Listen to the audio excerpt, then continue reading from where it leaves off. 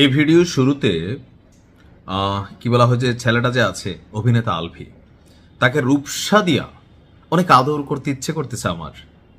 কার কার এরকম আদর করতে ইচ্ছে করতেছে আসলে এগুলো নিয়ে খুব বেশি ভিডিও বানাই না, কারণ যে মানুষটা মারা গেছে তাকে নিয়ে কোনো মন্তব্য করতে আমি রাজি না।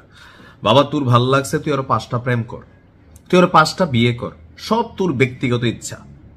5টা বিয়ে করতে পারবি, 4টা বউ রাখতে পারবি, ইসলামে হালাল দিছে। বউ রাজি না হলে সেটা আলাদা বিষয়, কিন্তু বউ মারা যাবার পরে এখন যে বক্তব্যগুলা সামনে আসছে বা এই যে মৃত স্ত্রীর চরিত্র হননের চেষ্টা আলভির, আমার কাছে মনে হয়েছে এই জন্য তাকে রূপসা আছে না, ওই যে আমরা রূপসা রূপসা রূপসা হাওয়াই চপ্পল রূপসা, এটা দিয়া তার গালে, তার মুখে, তার পিঠে চাইলে মুসলিম মেয়ের বউর পক্ষ থেকে ভালোবাসা দিতে পারেন, কারণ একটা লিমিটেশন থাকা উচিত।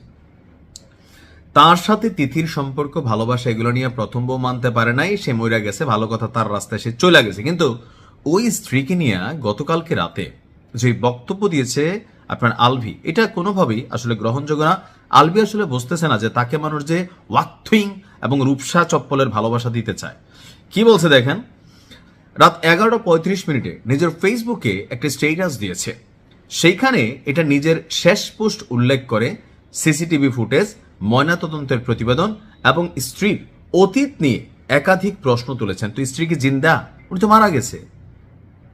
তোর ঘটনা এখন মানুষের মুখে মুখে, বাবা মারা গেছে। এখন এই মহিলার নিয়ে তার অভিযোগ কি দেখেন, যে পরকিয়া করতেন তার স্ত্রী ইকরা, এমনকি আগে একটা বিয়েও হয়েছিল তার সাথে, ওই বিয়া শেষ না করে আবার বিয়া হয়েছে।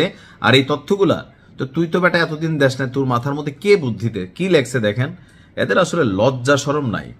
আলভির দাবি তার বাসার ড্রয়িং এবং ডাইনিং রুমে একটি সিসি ক্যামেরা রয়েছে, যার নিয়ন্ত্রণ ছিল ইকরার কাছে। গত 25, 26, 27 তারিখ রাতে ইকরার বন্ধু এবং বান্ধবীরা বাসায় এসেছিল। মধ্যরাত পর্যন্ত সেখানে অবস্থান করে তারা সিগারেট, গাঁজা, মদ্যপান করেন। মৃত্যুর আগের দিন ইকরা আলভির সহকারীকে দিয়ে ঘুমের ঔষধও আনিয়েছিল, যা সিসিটিভির আওতাতেই বুঝিয়ে দেওয়া হয়। এই ফুটেজগুলো যেন কোনোভাবেই সরানো বা নষ্ট করা না হয়, প্রশাসনের দৃষ্টি আকর্ষণ করছে। এখন প্রশ্ন হচ্ছে, সেই বলছে যে ক্যামেরাগুলোর অ্যাক্সেস হচ্ছে তার বউয়ের কাছে, তো তার বউয়ের ফোন কি তার কাছে? সে তাহলে এই ফুটেজটা কোথায় পেল যেটার অ্যাক্সেস তার বউয়ের কাছে? তো বউ মরার পর তো ফোন প্রশাসনের কাছে। এরপর সে বলছে স্ত্রীর মোবাইল ফোন এবং ময়নাতদন্তের প্রতিবেদন নিয়েও সে শঙ্কা প্রকাশ করছে। তার বক্তব্য, ইকরার ফোনটি বর্তমানে পুলিশের মাধ্যমে ফরেন্সিকে পাঠানো হয়েছে, সেখান থেকে জানা যাবে ইকরার ফেসবুক পোস্ট আর ব্লা ব্লা ব্লা।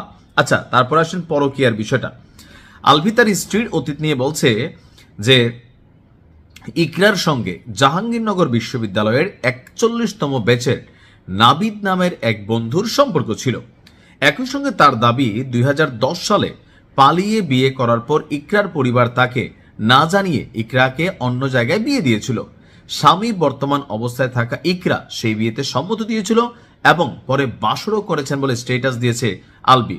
ভুল বুঝতে পেরে ফিরে এলে আলভি তাকে ক্ষমা করে দেয়। এরপর তার বক্তব্য, উপর মহলের চাপ, ইকরার পরিবারের প্রতিশোধ পরায়ণতা, সহকর্মীদের বেইমানি তাকে বাঁচতে, বাবা তুই তোর ইচ্ছা, তুই কি করবি? কিন্তু এই ধরনের একটা মৃত মানুষকে তার স্ত্রীর প্রতি যে তার ন্যূনতম ভালোবাসা বা সম্মান ছিল না, মরার পরে তার স্ত্রীর পরকীয়া নিয়া, বাসর নিয়া, মানে এত পরিমাণ কি বলা হয় যে চিপ মেন্টালিটির একটা অভিনেতা, এদেরকে আসলে বয়কট করা উচিত। আরে বাবা, তুই প্রেম করছিস, বিয়া করবি, তোর ব্যক্তি ইচ্ছা, ইসলাম দিছে 4টা বিয়া পর্যন্ত, তোর বউ রাজি না হলে তুই আলাদা নিয়ে রাখ, সম অধিকার এস্টাবলিশ কর, এটা তোর স্বাধীনতা আছে, এবিলিটি যদি থাকে কর। কিন্তু যেই বউ মারা গেল ওইটার চরিত্রে হাত দিবি, এটা তো আমরা আসলে সাধারণ মানুষ মানতে পারি না। আলভিকে বয়কট করুন সবাই। ভালো থাকুন।